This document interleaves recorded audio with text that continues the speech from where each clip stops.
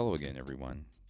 Today I figured I'd take out an opportunity to go over the Korg NTS-1, which is a unit that interested me not only because of its small size, but because of the do-it-yourself nature of it. I've always wanted to experiment with do-it-yourself builds. The build in and of itself is not inherently complicated. If you have 30 minutes and a little bit of patience, you should be able to successfully construct a unit and begin your sound design. Oh, and by the way, I did record a video of myself constructing the unit. You'll get an opportunity to watch me stumble and ramble through the process. But I have a link for that video within this video. But without further ado, let's go into the demonstration. Okay, let's get started. So, first things first, don't let the NTS-1's small size fool you. It's packed full of features. We're going to start from the far left and progressively work our way to the right, starting with the oscillators. The NTS-1 comes equipped with I believe 5 oscillator waveforms.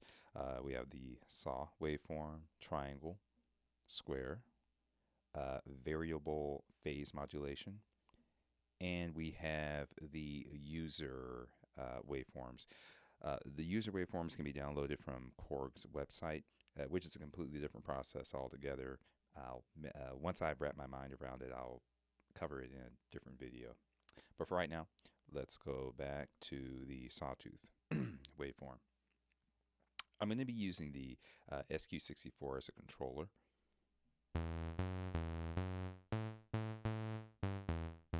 So, pretty cool, right? Now, each of the oscillators has 2 programmable or modifiable parameters. You have, and these parameters vary from oscillator to oscillator. So here, I'm going to use the ribbon for this. If I turn knob A, it controls the shape of the oscillator.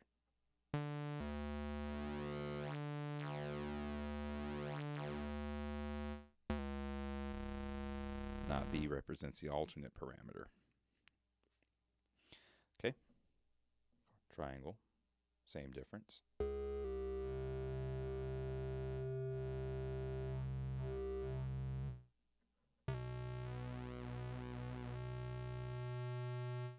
And there we have it. Now, the secondary functions. So let's go back to sawtooth. If I hold the oscillator button, it gives me access to the LFO. Now, if I turn knob A, I can change the rate of the LFO, and then knob B becomes bipolar. So what winds up happening here is if I turn the knob to the far right, I can change the shape of the LFO. Here, to the far left, I can alter LFO pitch. Okay, so let's up the rate. Here we go. Let's see, hold it, and here we go.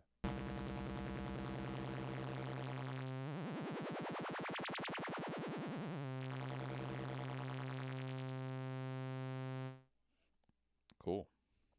Okay, moving on. Filters.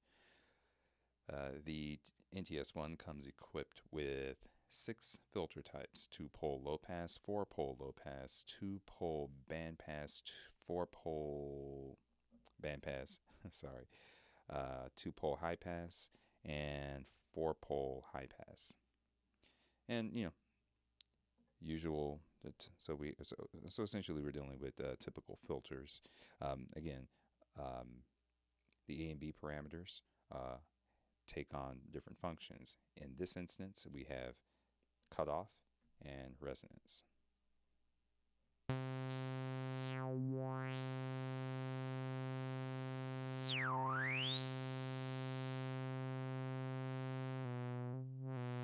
Very robust filter.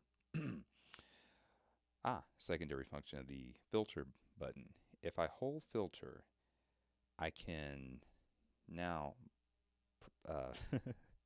if I hold the filter button, I can now change the filter sweep parameters. So I have frequency and let's see, to the far left, I have cutoff. To the far right, we have depth.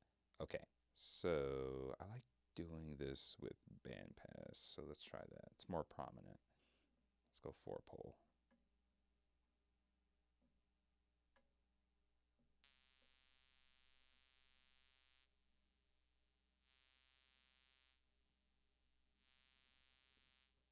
Okay.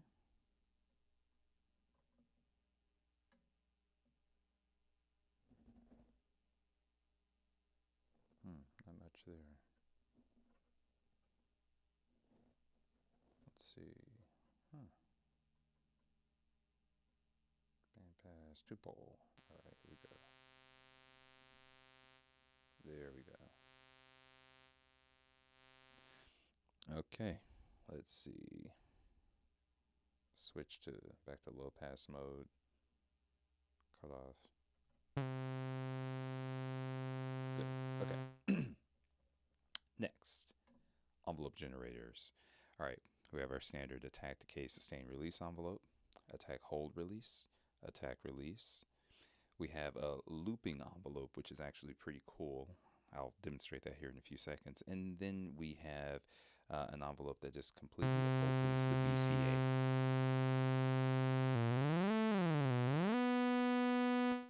Okay, so usual suspects again.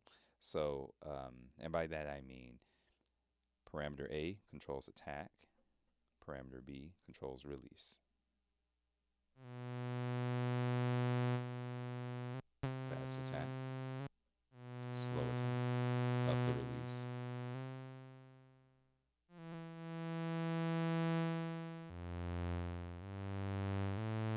And again, this is the SQ64 controlling the NTS-1.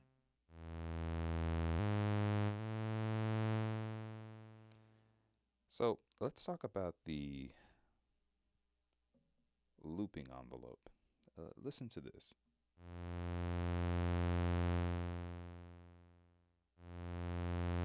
Okay, and right now, I'm not touching any of the keys or controllers. It simply loops the most recent, I guess, attack release parameter and pitch.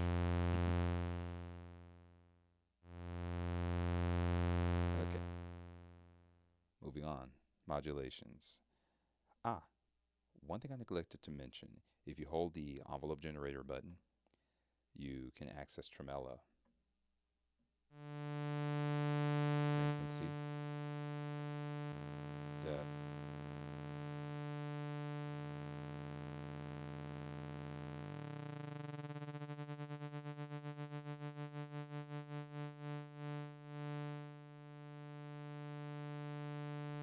really cool.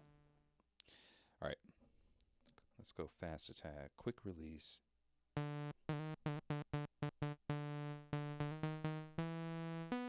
Actually,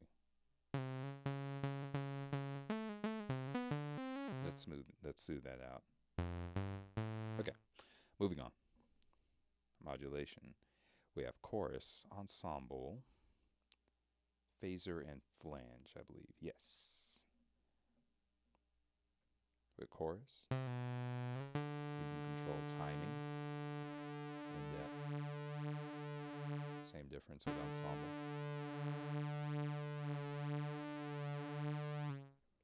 Phaser.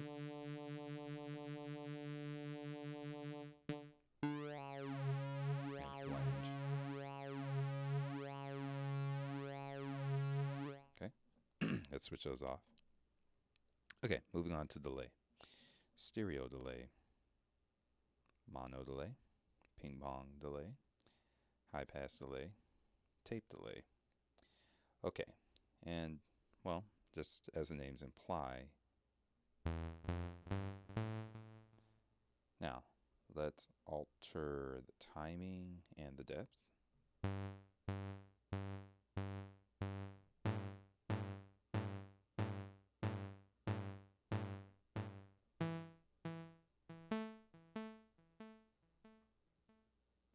And the same applies for all other delay types.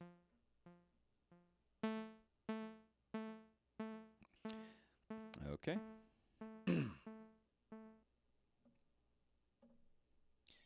The reverbs on this unit are actually really interesting. One of my favorites is the riser reverb, but we have hall, plate, space, which is very ephemeral, ethereal rather, it has a very ethereal feel to it. The riser, and we have the submarine. Okay, so let's go through these one by one. These are really, really neat. Timing, depth.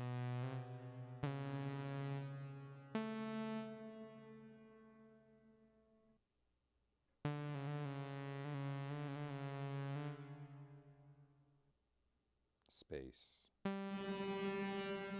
Again, very ethereal. Excuse me. Again, very ethereal.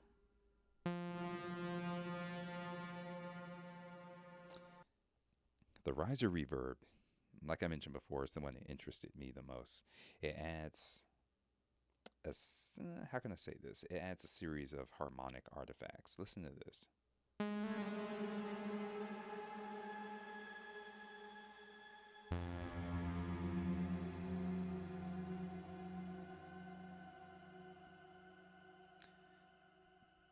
The most sensible thing for that was the reverb tail. The first time I heard that, I was immediately interested in that. And then submarine, which is a very different type of reverb as well.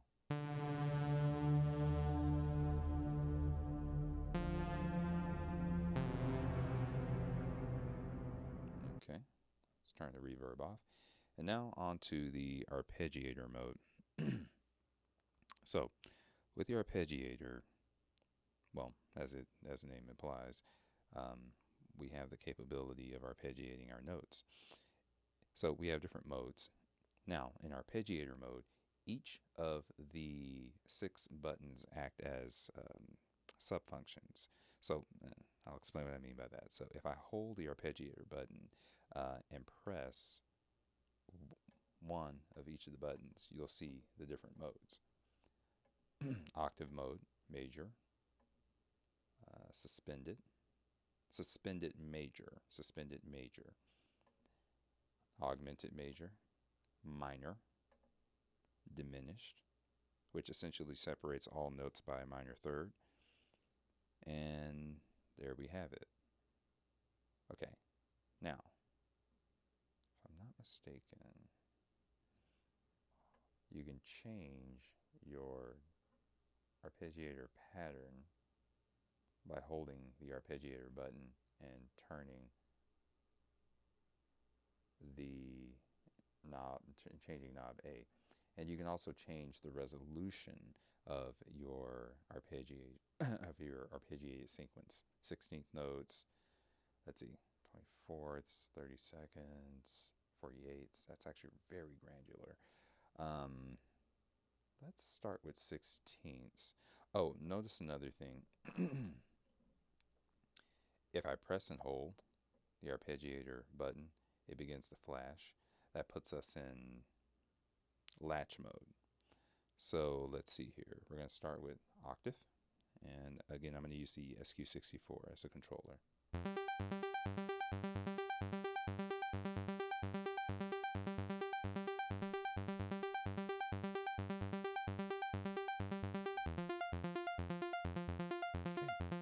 Okay, so now let's cycle through the modes. Well, actually, I'm going to try this. Let's change the pattern type here.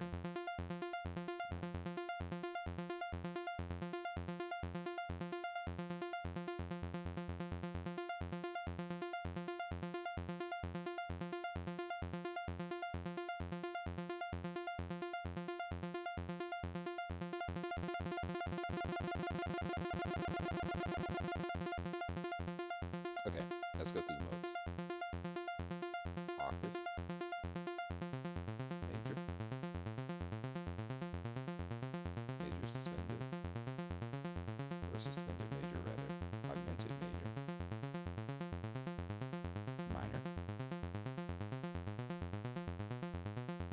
feel so dissonant and diminished.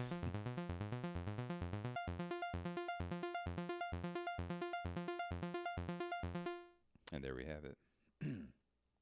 I went through all of these parameters one at a time. Of course, use you can use modulation, delay, reverb, all in tandem with one another. So here we go. Turn on the arpeggiator again, and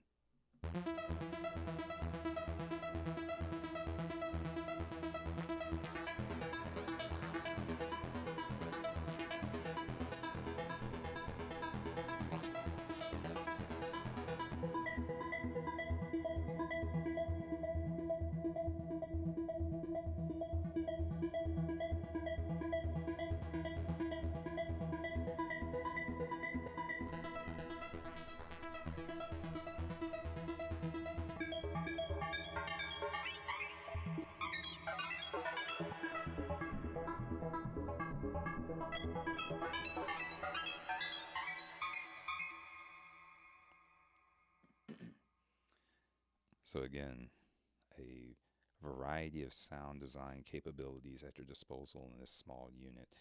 Okay, so a couple of housekeeping tips here. Number one, like I mentioned before, like I keep mentioning, I'm using the Korg SQ64 as the controller. In order to connect a MIDI controller, what you do need is a MIDI to TRS adapter. Make sure that you use make sure you use the MIDI TRS adapter type A. Has to be type A. Otherwise, it won't work. Let's see, type B cables are your standard Arturia. I believe Novations also uses type. Sorry about that. Okay, just grab another one. Okay, so you have your type Bs used by Arturia and Novations, but these will not work. They will not work. These are a no-no. So make sure that whenever you pick up or use your TRS to MIDI adapters, make sure you use a type A. Number two, this unit is completely bus powered, so if you happen to have a USB power bank, that will be adequate enough to power the unit. Another thing, whenever you connect the device to bus power, it instantly turns on. There's no on-off switch here. Another interesting thing is that if you hold reverb as the unit's powering, you'll access the global parameters, and I will demonstrate that right now.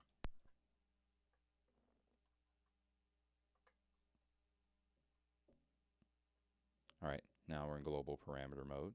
If I turn my type knob, I can change my sync types, alter my clock type, MIDI channel, so on and so on. Oh, another thing about the MIDI channels, and this sort of confused me, but it's not as complicated as it may seem. The MIDI channels start with 0.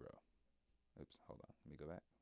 They start with, have to use knob B to change the parameters. They start with 0 and they move to F. 0 representing 1, F representing 16. Right now I'm using channel 2, hence channel 1 on the display. So again, that confused me initially, so I figured I'd just throw that tip out there just in case. Once you're done altering your global parameters, just simply hit the ARP button, and now you're ready for sound design. And that is all for the NTS-1. Thank you guys so much.